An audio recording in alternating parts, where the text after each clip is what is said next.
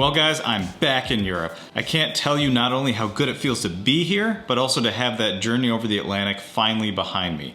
I have been dreading that for months, especially because I brought my cat with me, who is now hiding under the bed somewhere. But she made it through the trip with flying colors. And now that we've checked into this amazing apartment hotel thing, I can finally start to unwind and just appreciate the city in which I now consider home. Turin, Italy.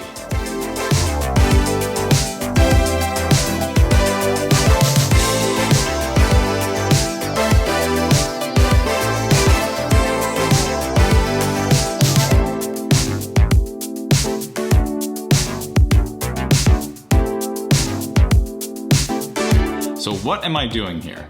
Well, if you might recall in my previous video, I mentioned that I was working towards gaining Italian citizenship. And finally, I've gathered all the necessary documents and information from the US to be able to apply here in Italy. Hang on, let me show you. This took about 2 years to gather. These are birth, marriage, and death records from all of my Italian ancestors, linking myself all the way back to the old country. Now the reason they need all this information is because once I become an Italian citizen, my documents actually go into the Comune's files and I become part of the Italian system. So this means that when I become an Italian citizen, my birth record will be transcribed into Italian, which I can then use to get an Italian passport.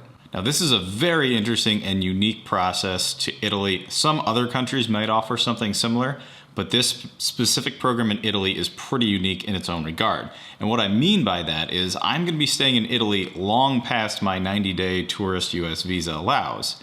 And normally that means you always need to get a visa prior to entering Italy. You can't enter on a tourist visa.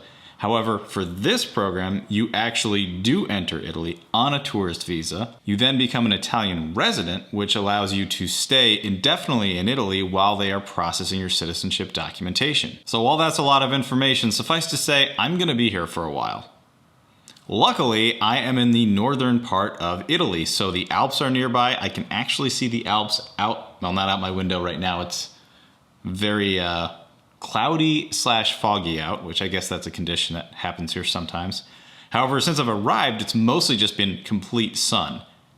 So as soon as I get a chance, I'm going to be visiting the Alps, and I'm very excited about that. Plus, Germany, Munich, Germany specifically, is only about an hour flight away.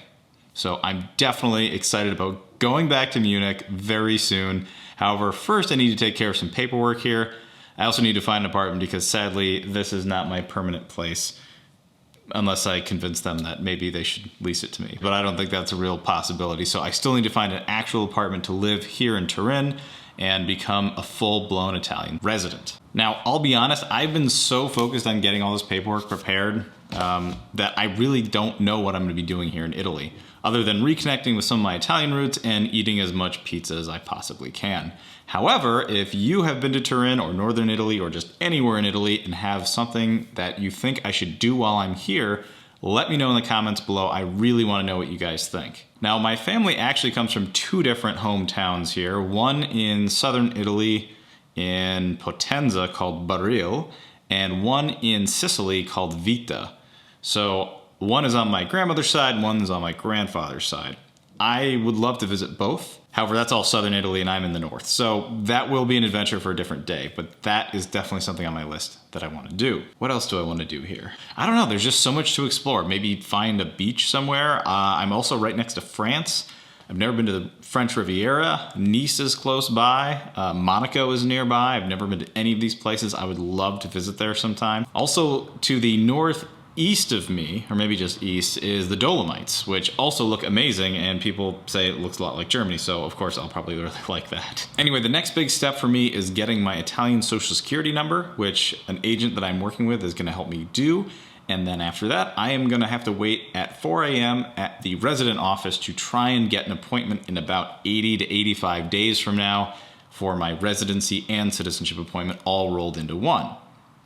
What that allows me to do is not only gain a resident card, but start the paperwork process on my citizenship application, which can take anywhere between 2 and 4 months. So as of today, I'm gonna be here at least 5 to 6, 7 months. then maybe another month after that, because it takes about 3 to 4 weeks after getting my Italian birth certificate to actually get a passport. Now, once I have the Italian passport, it's pretty exciting because I can live anywhere in the Schengen area, which means France, Spain, Portugal, Germany, Austria, even Switzerland. I think I can still live in Switzerland. Italy, obviously. And that opens up so many possibilities. Now, when I lived in Munich for 2 months last year over the summer, that really felt like home to me. I felt super safe. There were parks everywhere. Everyone liked running and cycling and being outside. The beer was amazing. The food was amazing. The people were warm and friendly. And I really see myself living there long term. So that's kind of my goal with all this. Become an Italian citizen, and then that will allow me to live in Germany if I so choose. So thank you for joining me on my new journey of becoming a US expat, living in Europe. I absolutely love it. I really want to hear what you guys think I should do now that I'm officially living in Europe. So let me know in the comments below. Thanks again for watching. I'll see you guys soon.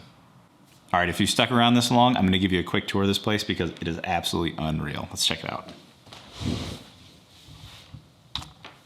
So this is the living area. Massive dining room table over there. In the entryway here, we have a half bath. Of course. Litter box for kitty. One of the reasons I picked this particular place is it has a full kitchen.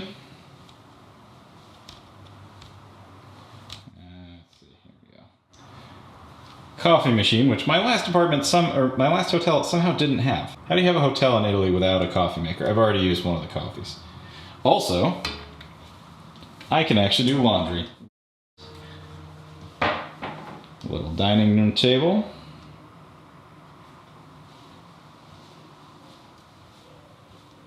And here's where things get nuts.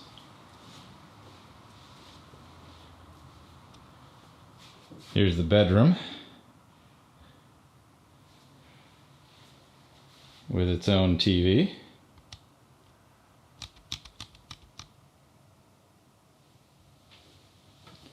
And then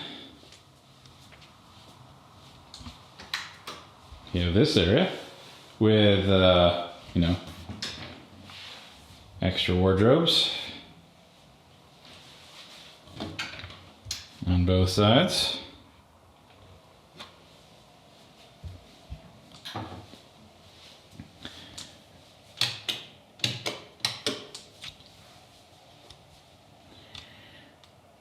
Bathroom setup with a nice little rainfall shower, and then another bathroom. Suffice it to say, this is actually a lot nicer and a lot bigger than I was expecting. It didn't really do it justice in the online listing.